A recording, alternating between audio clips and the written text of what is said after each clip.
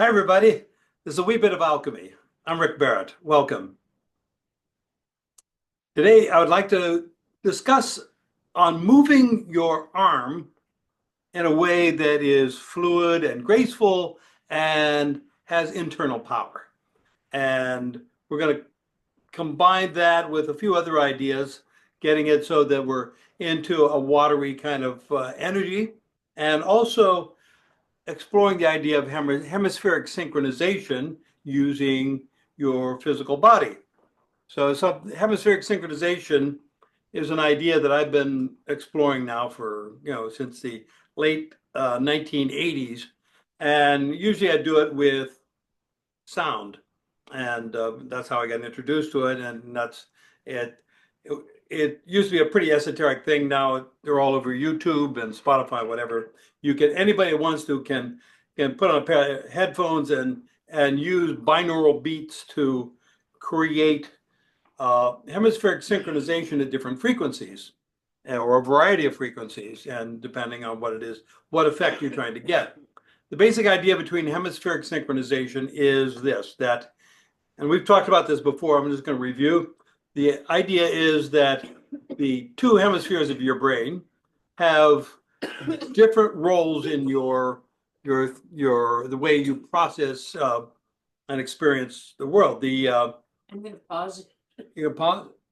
You can access this hemispheric synchronization by using binaural beats. That is, one sound in one ear, a different sound in the other, slightly different. So what your brain will do is it'll entrain to that, and it'll go into a particular frequency, which is really cool because then you can enter into different brainwave states, like an alpha state or a delta or a gamma state, whatever.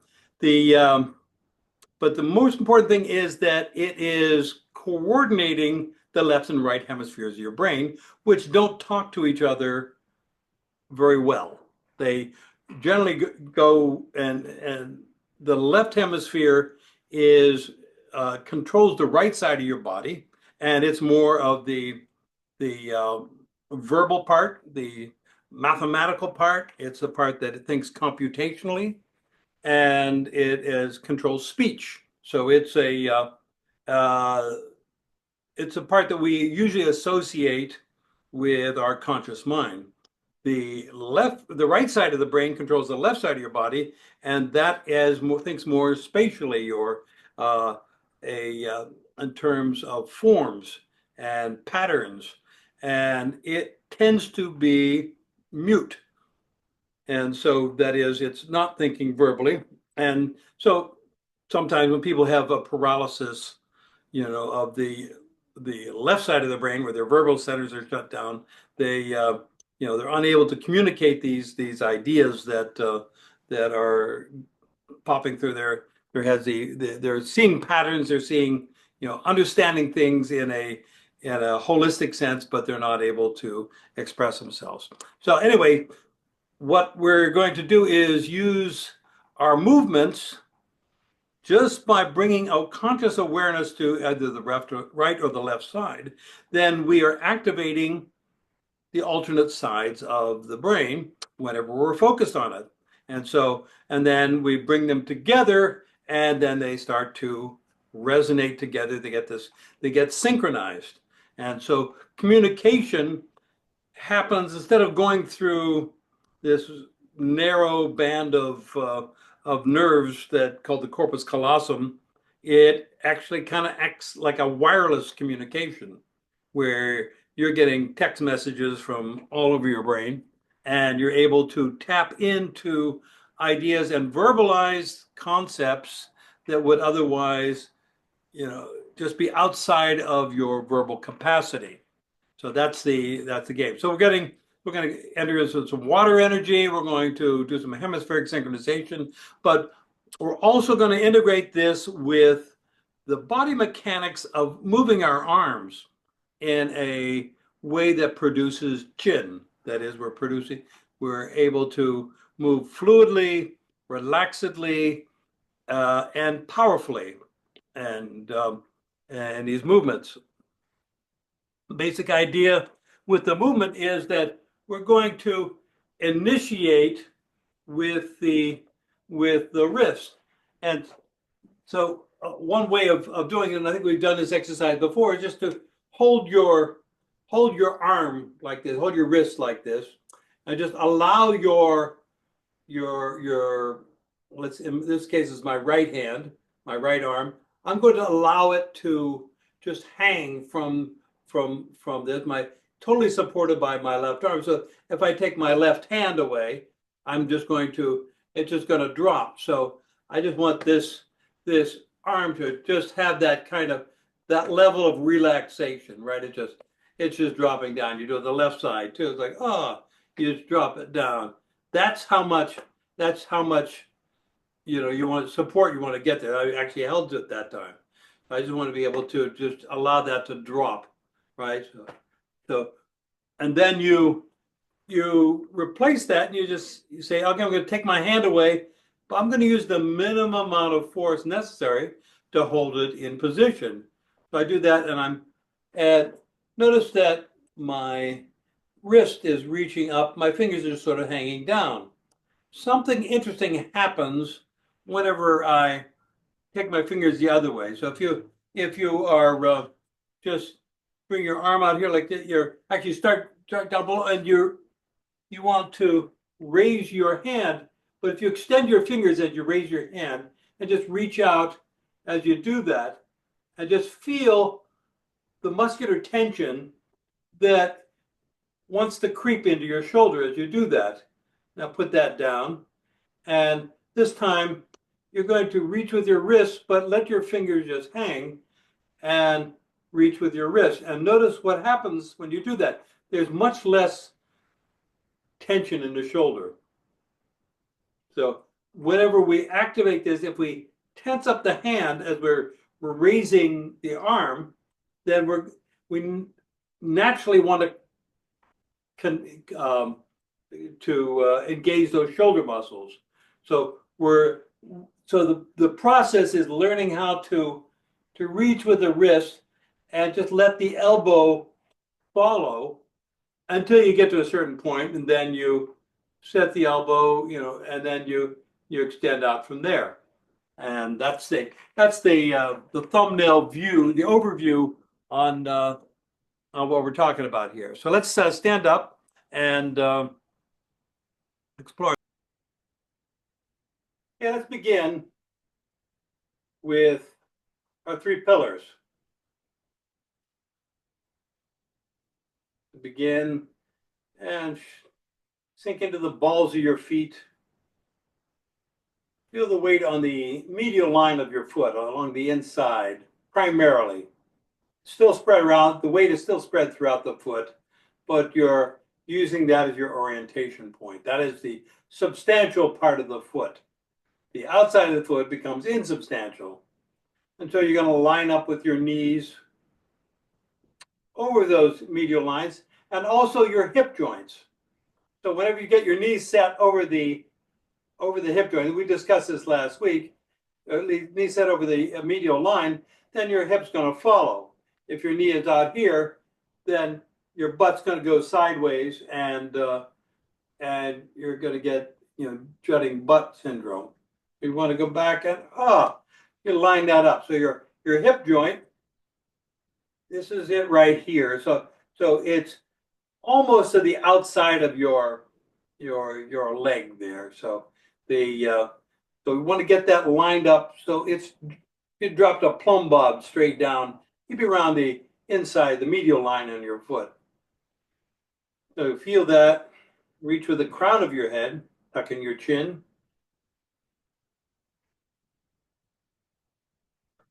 And open the jade pillow gate at the base of your skull.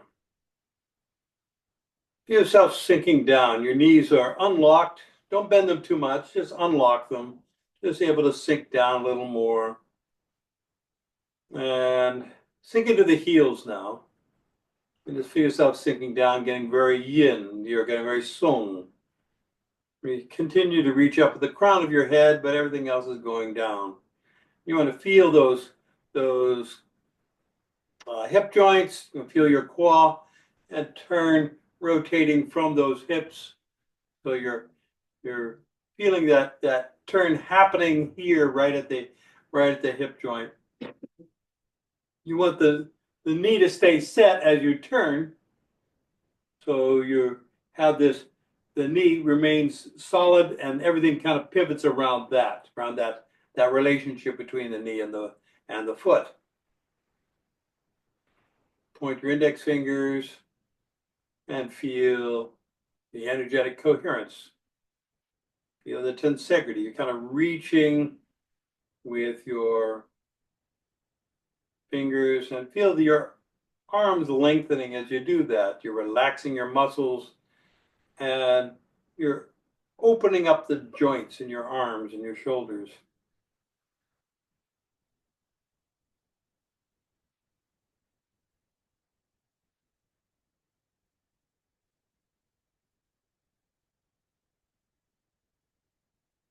Just take your right arm, right wrist in your left hand and just feel that. Let your arm just hang there from that.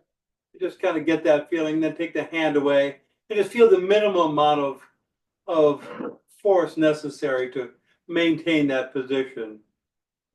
And just let the arm drop. And grab your left wrist with your right hand.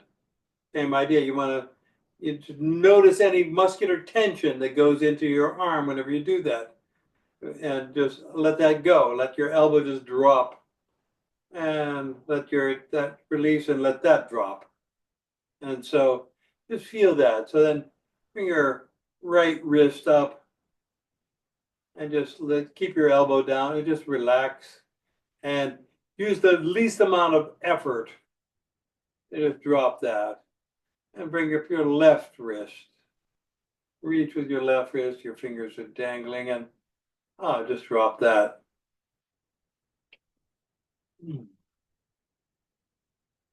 So reach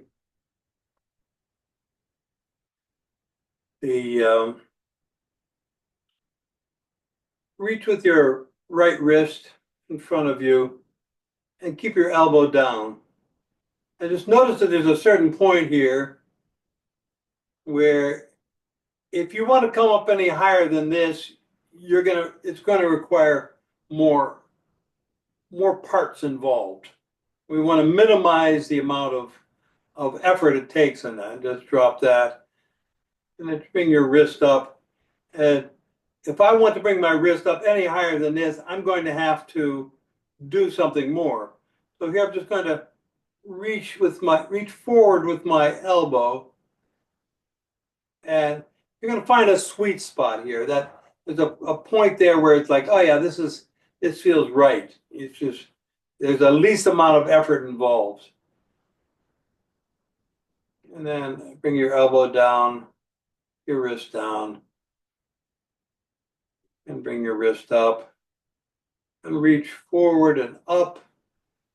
As you do that, from the side, it looks like this. I'm coming up like this, and then I'm reaching like that. And there's a certain point there where it says, okay, that's as far as it wants to go without more, right? I have to involve more, and that's cool. You know, we definitely want to be able to go more than this, but we want to, okay, what do I have to do? I reach again with my wrist. So there's a little dance here with the wrist and the elbow. You reach forward and then reach with the fingers. And open the shoulder joint. You're reaching out, feeling your arm getting longer as you do that. And you reach down with your elbow and bring your fingers up this time. So as you're coming down, like you're wiping down, right? So you reach up with the wrist, and then reach with the elbow, and then back to the wrist, and then reach with the fingers. And elbow, wrist, fingers, wrist, elbow, wrist, fingers, elbow, wrist, fingers. And do it with the left side. Reach with the wrist. And let that go.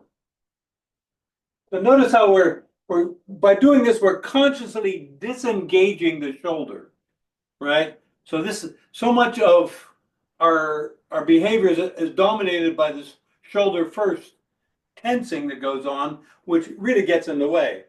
So if we start by saying, no, we're gonna consciously reach with the wrist, and then I'm gonna reach forward a little bit with the elbow.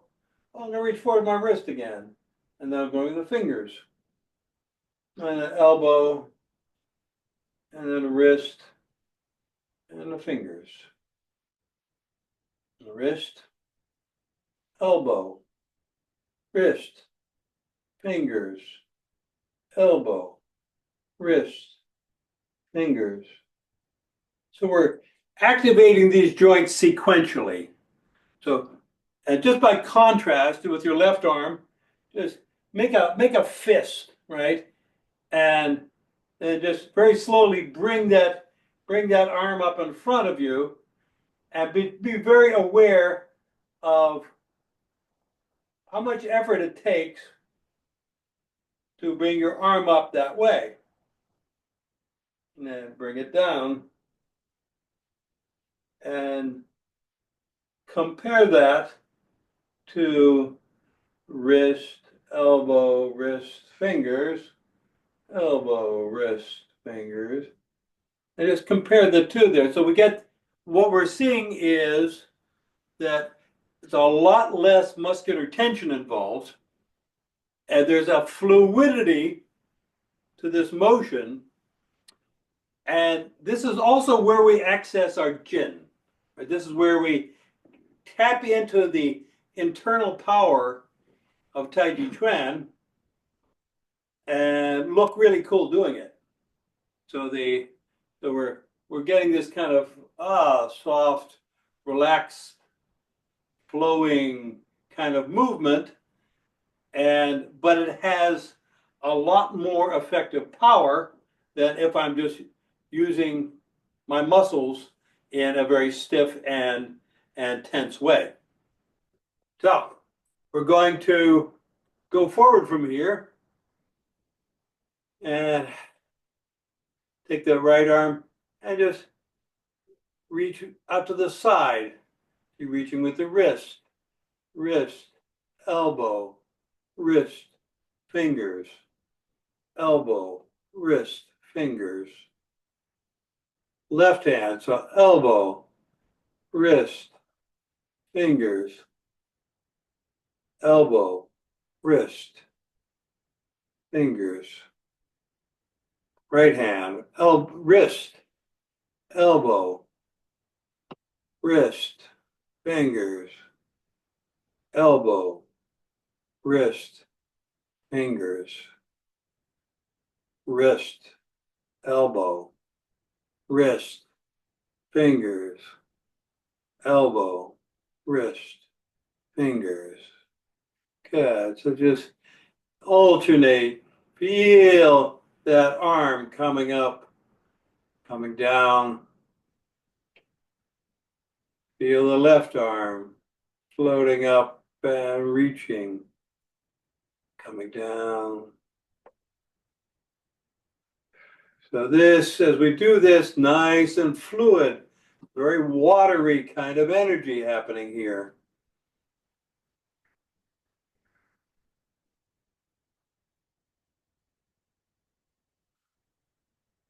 As you do this, you want to gradually open up your shoulder joint so that you're bringing your arm out to the side. So you're opening up this way. So you're opening up, elbow coming down, wrist, fingers, wrist, elbow, wrist, fingers, elbow, wrist, fingers. Same thing on the other side. Wrist, elbow, wrist, fingers, elbow, wrist, fingers. So we're going whoa, as we open up here. And now we're going to bring them together. So what we've done here is by alternating, we're activating the different hemispheres of the brain, the two hemispheres of the brain alternately. And now as we bring them together, we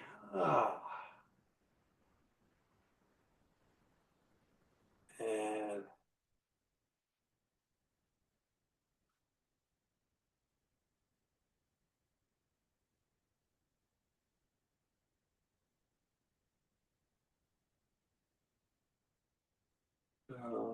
think in terms of eagle energy here. We're floating on the wind, coming down, wrist, elbow, wrist, fingers, elbow, wrist, fingers.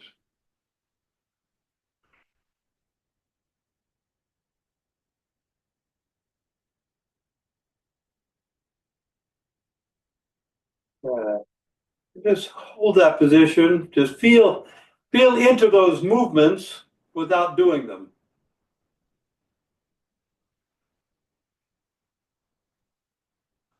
Just notice the state of your mind right now. Notice the the clarity that you're feeling right now. The super consciousness that comes with consciously feeling and doing.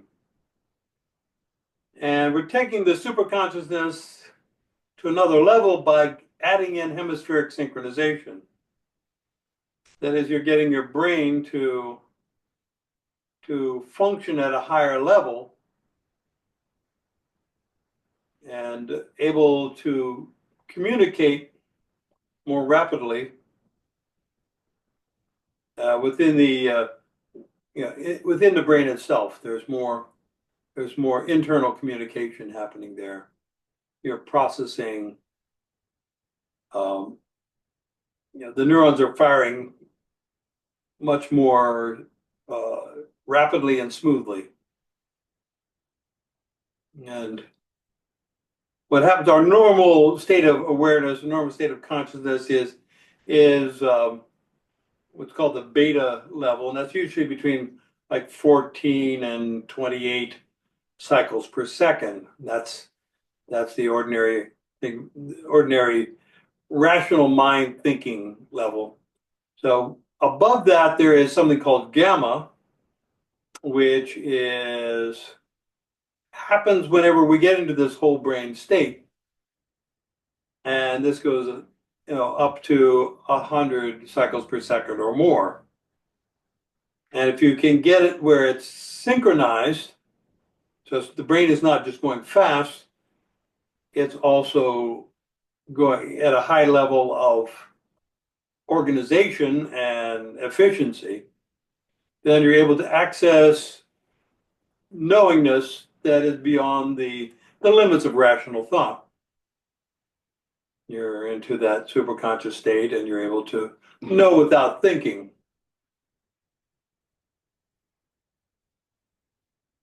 We're going to take this into a Tai Chi move, a very common one, that particularly in the Yang style, that is called the step back to repulse monkey. And what I've noticed is a lot of people that, students that I've taught this to, is they have a lot of difficulty going and making this turn and bringing their arm back because there's this tension in the shoulders and they're coming out to the side and the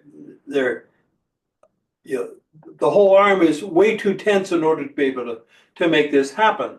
So in order to get this movement, you want to be able to reach with your wrist, reach with your elbow. So as you're coordinating this with the body turn, so then you're reaching with the wrist again, and then the fingers as you come back, right? So then the motion is the same idea here. You're coming elbow, you're going wrist, elbow, wrist, fingers. And what that looks like from the side is, if I'm going this way, is I'm going, my elbow, my wrist is reaching down, my elbow stays close to my body, and it's coming straight back as I turn. then there is a line here. So the arc of this, what a lot of people do is they tend to go back like this, and it's actually just the line of it is still in line with the with your torso.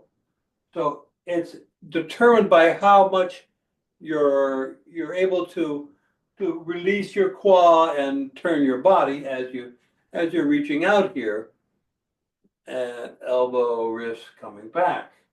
So you're spiraling down to the right, reach with your wrist, your elbow, wrist, fingers open. Elbow, wrist, fingers, wrist, elbow, wrist, fingers. So for like this, I'm sinking down, I turn, reach down with the wrist, reach back with the elbow, turn and extend behind me.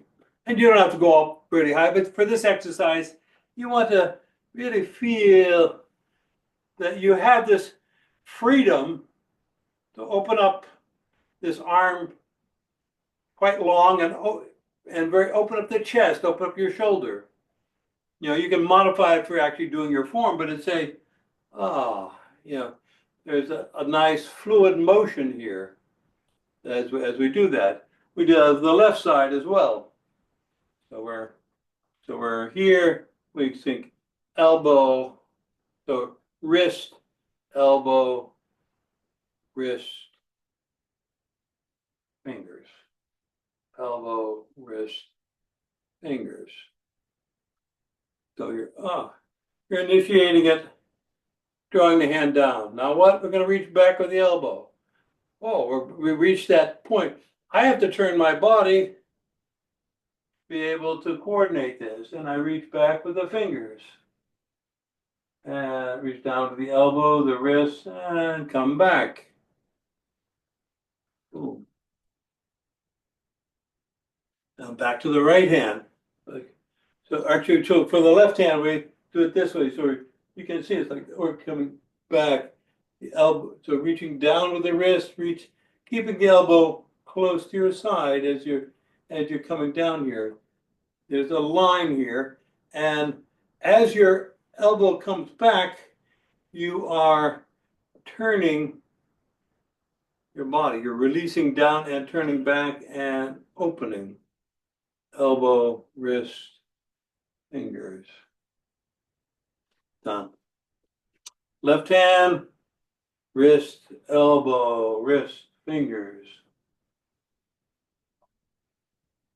Elbow, wrist, fingers. So we get this motion here. And then we turn back and the arm follows. And you can bring your arm up and get up higher if that's your liking. So that feeling that your arms are very soft. And so when you do that, you can bring your arms overhead because your shoulder muscles are relaxed enough that allows the chi to flow. So then you can move into a much more open posture, unrestrained by the muscular tension in your shoulders. Now, we got turn with the left hand. So step back on your left foot, you turn, reach down with the wrist, elbow, body turns. So just be aware of this line here. So when you're bringing that, you're reaching out with your elbow, your wrist, but it's not crossing over behind your body.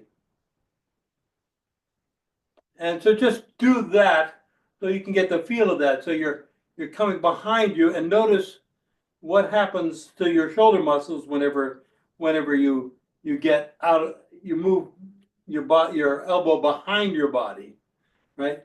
The elbow is extending out, but it stays to the side. as you reach out. So then you have this very powerful, yet very graceful arm sticking out there. And you're able to coordinate these two together. So just bring it back to the center here and just feel that. So just get back into that watery flow again.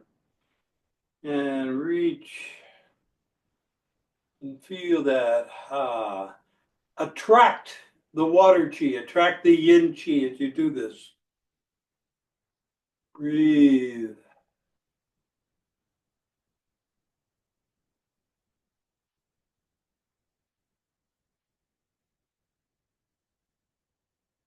Bring it up a little higher.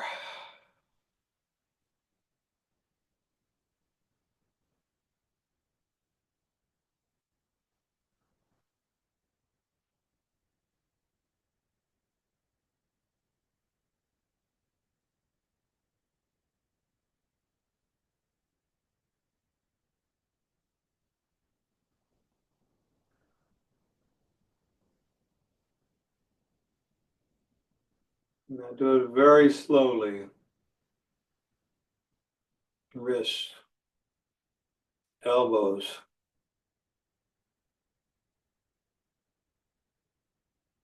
wrists, fingers. Reach out, open your shoulders, open your back. Feel the connection throughout your whole body. Feel the connection from your fingers down through your feet into the earth.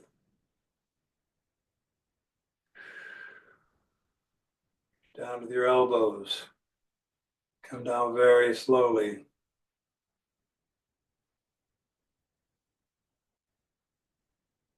See how much shoulder tension, back tension, arm tension you can release as you make these movements.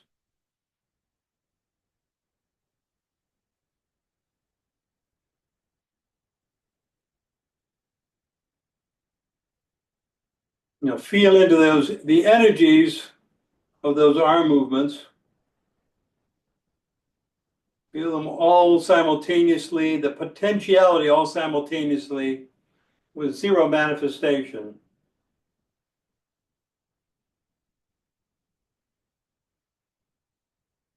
Attract those energies. Eat the chi.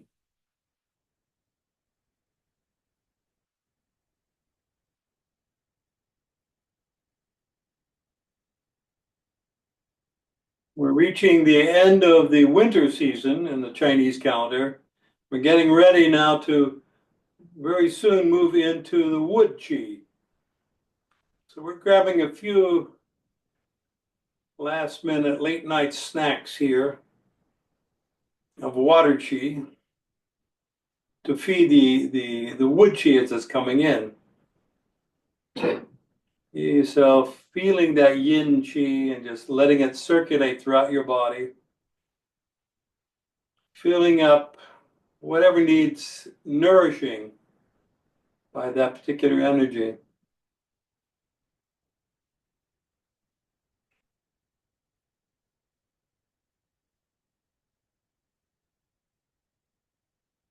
Step in. You take a deep breath into the balls of your feet and reach up. Feel that yang expansion.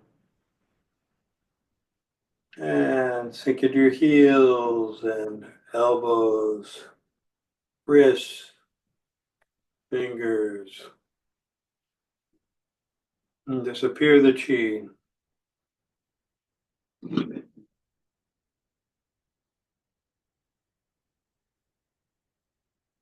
Okay, please have a seat. How was that? That's a happy clap there, Lynn. Yeah, very sweet. That just felt so delicious and yeah, fluid, watery, but also light and joyful. That's Yay. lovely. Thank you. You're welcome. I felt that too. It's like, oh boy, this is fun. Yeah. No, I just like you're eagles here flying. It felt really good. Good. I'm glad you enjoyed. Cool. Any questions, on any of this or thoughts? Comments? Uh, Jonathan,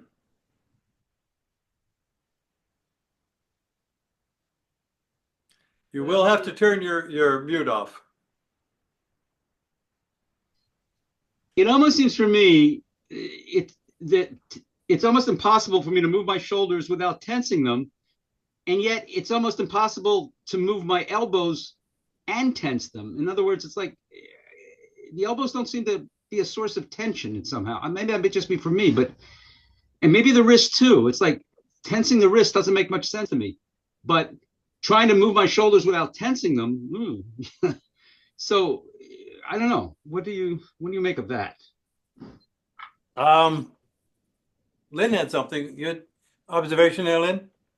Yeah, I mean, when I was trying to move my shoulders, I was immediately tensing. But when I was moving my elbows to move my shoulders, then I wasn't tensing. Right. I don't know if you had that feeling. No, absolutely. I mean, if the shoulders are going for the ride, no problem. What I'm talking about is initiating. And when I initiate a movement from my shoulders is almost to tense it. Whereas to initiate from either both my elbow and actually my wrist, it almost seems like I can't tense it the way I tense. Like they're almost tense proof in some ways that the shoulder definitely is not in terms of an initiation. Right. I don't know. No, you're right. You're absolutely right. It's very difficult to initiate from the shoulder, without tensing it. So yes, your observation, I get what you're saying now. I'm sorry. I didn't quite understand that at first, but yes, you're right. It's that's why we have to kind of work backwards. We have to reverse engineer the problem, So it's like we say, oh, if I tense up my shoulders all the time, what do I have to do to not tense it? Oh, well, I don't start with my shoulders. How about that? And then it's kind of like, oh, okay, that makes sense. But there's muscles around the shoulders that you don't have that same kind of muscle around your wrist or your elbow. So I think the thing to do is least amount of effort necessary. Right. If that's where you put your focus, then it'll have less and less and less tension. You know what I mean? I'm not quite sure. Like if you lift your shoulder with the least amount of effort, then you're not tensing it, even though you're using the muscle. Well, you're lifting your shoulder. But I think what Jonathan is referring to is lifting your arm by initiating from the shoulder. Isn't that right, Jonathan? Yeah. Anytime I initiate from my shoulder, there seems to be tension. So what Maria was thinking was, oh, lift your shoulder. Okay, sure, you can do that. Yeah, that's no problem.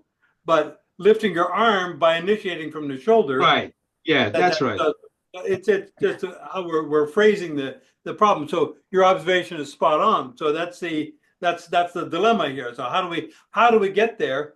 And the fact that it actually is more powerful whenever it's graceful is kind of like, how sweet is that? I like that. Right? I like that. It's like, yeah, I get the gin now. Yeah, oh, that's cool, and it looks cool. So that's fun. Scott Park Phillips, who you met, has just started a foundation, Martial Arts and Dance. He's been trying to bring these two worlds together. He's basically a dancer at heart, but he does all this martial arts stuff too. So that's the name of his foundation, Martial Arts and Dance. But here it is. I mean, this is ballet and martial arts, right? I mean, this. Yeah. No, you're right. There's similarity there, yeah. And plie and releve. Right. It feels like this felt like a ballet class. Thank you very much. Yeah, it felt good. Cool. Anybody else? Cool. Great. Okay. Thank you all so much. It's been a lot of fun. Thank you. Thank you. Bye. Thank you. Get well, Maria. Bye. Love you, Maria. I love you guys. Thanks to the